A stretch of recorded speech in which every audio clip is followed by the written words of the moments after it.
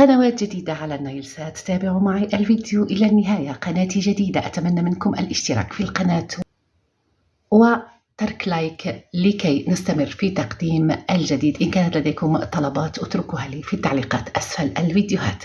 تفضلوا. نبدأ بهذا التردد، ظهور قناة جديدة على النايلسات.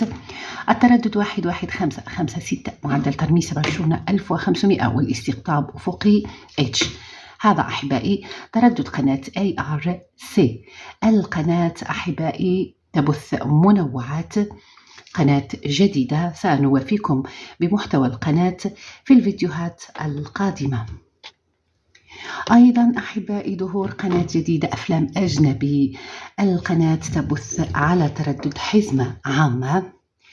نقدم التردد 11296، معدل الترميز 27500 والاستقطاب أيضا أفقي H. قناة جديدة تحمل اسم باي واتش. القناة تبث على النايلسات، قناة جديدة كما قلت خاصة بالأفلام الأجنبية.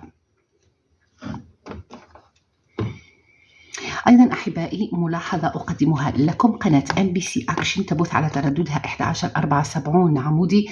القناة تبث بخاصية HD، وتبث القناة مختصة في تقديم الأفلام الأجنبي، لكن هذه الأيام تبث مباريات عالمية، كما أنها ستنقل مباراة بايرن ميونخ في الدوري الألماني بشكل مجاني ضد هامبورغ. مشاهدة طيبة وممتعة أتمنىها لكم أحبائي ومشاهدي قناتي الأوفياء. دمتم ودام الوفاء بيننا. سلام.